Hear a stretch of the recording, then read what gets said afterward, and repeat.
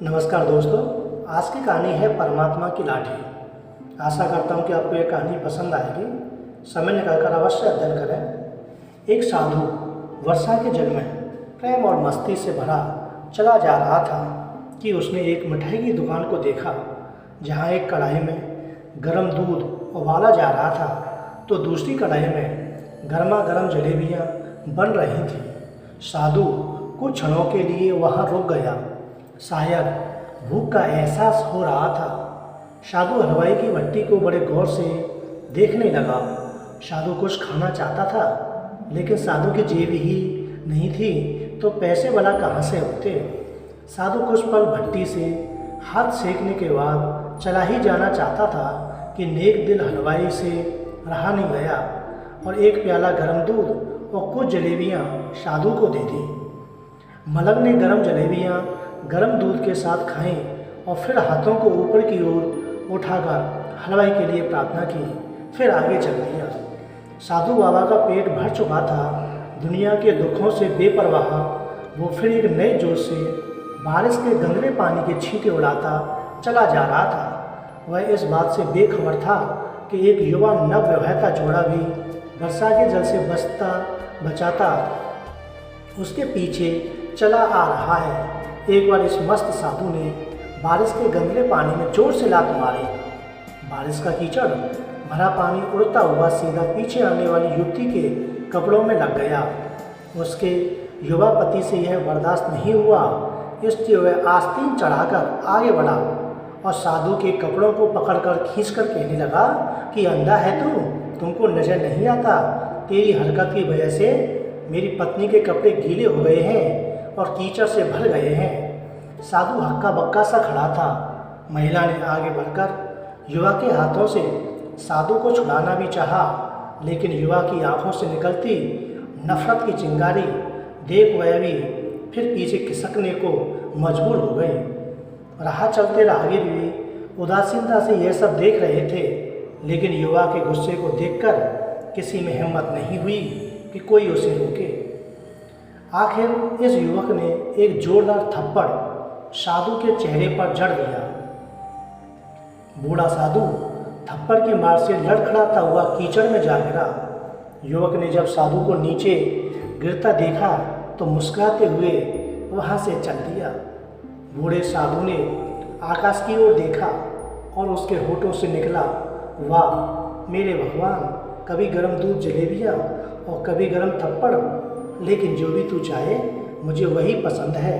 यह कहता हुआ वह एक बार फिर अपने रास्ते पर चल दिया। दूसरी ओर वह युवा जोड़ा अपनी मंजिल की ओर अग्रसर हो गया। थोड़ी ही दूर चलने के बाद वे अपने घर पहुंच गए। वो युवा अपनी पत्नी से हंसी मजाक करते हुए घर की सीढ़ियां चढ़ रहा था। बारिश के कारण सीढ़ियों पर फिसलन थी। अचानक युवा का पैर फिसल गया और वह सीढ़ियों से नीचे गिर गया। महिला चिल्लाई, जिसकी वजह से काफ़ी लोग तुरंत सहायता के लिए युवा की ओर दौड़े लपके, लेकिन तब तक काफ़ी देर हो चुकी थी। युवक का सिर फट गया था और कुछ ही देर में ज़्यादा खून बह जाने के कारण इस नौजवान युवक की मौत हो चुकी थी। कुछ लोगों ने दूर से जाते हुए साधु बाबा को देखा तो आपस में कानाफूसी होने लगी कि निश्चित रूप से इस साधु बाबा ने थप्पड़ खाकर युवा को श्राप दिया है, अन्यथा ऐसे नौजवान युवक का केवल सीढ़ियों से गिरकर मर जाना बड़े अचंभे की बात लगती है। कुछ मनचले युवकों ने यह बात सुनकर साधु बाबा को घेर लिया। एक युवक कहने लगा कि आप कैसे भगवान के भक्त हैं जो केवल एक थप्पड़ के कारण युवा को श्राप दे बैठे। भगवान के भक्त में रोष व गुस्सा हरगिज नहीं होता। आप तो जरा सी असुविधा पर भी धैर्य न कर सके। साधु बाबा कहने लगा कि भगवान की कसम, मैंने इस युवा को श्राप नहीं दिया। अगर आपने श्राप नहीं दिया तो ऐसा नौजवान युवा सीढ़ियों से गिरकर कैसे मर गया? तब साधु बाबा ने दर्शकों से एक अनोखा सवाल किया कि आप में से कोई इस घटना का चश्मदीद गवाह मौजूद है?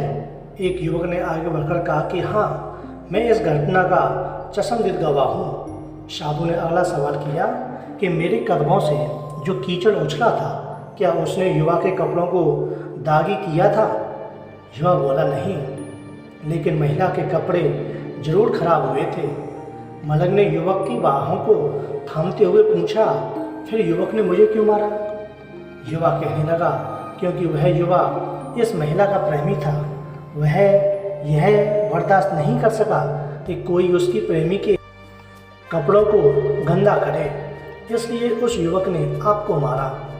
युवा की बात सुनकर साधु बाबा ने एक जोरदार ठाका बुलंद किया और यह कहता हुआ वहाँ से विदा हो गया कि भगवान की कसम, मैंने श्राप कभी किसी को नहीं दिया, लेकिन कोई है जो मुझसे प्रेम रखता है। अगर उसका यार सहन नहीं कर सका तो मेरे यार को कैसे बर्दाश्त होगा कि कोई मुझे मारे? और वो मेरा यार इतना शक्तिशाली है कि दुनिया का बड़े से बड़ा राजा भी उसकी लाठी से डरता है। उस परमात्मा की लाठी दिखती नहीं, लेकिन आवाज़ भी नहीं करती, लेकिन जब वो पड़ती है तो बहुत दर्द देती है। हमारे कर्म ही हमें उसकी लाठी से बचाते हैं। बस कर्म अच्छे होने चाहिए। ना जाने कितनी अनकही बातें साथ ले जाएंगे। लोग झूठ कहते हैं कि खाली हाथ आए थे, खाली हाथ जाएंगे। दोस्तों, यदि आपको ये कहानी अच्छी लगती है और आप चैनल पर पहली बार हैं तो चैनल को सब्सक्राइब करना ना भूलें। धन्यवाद।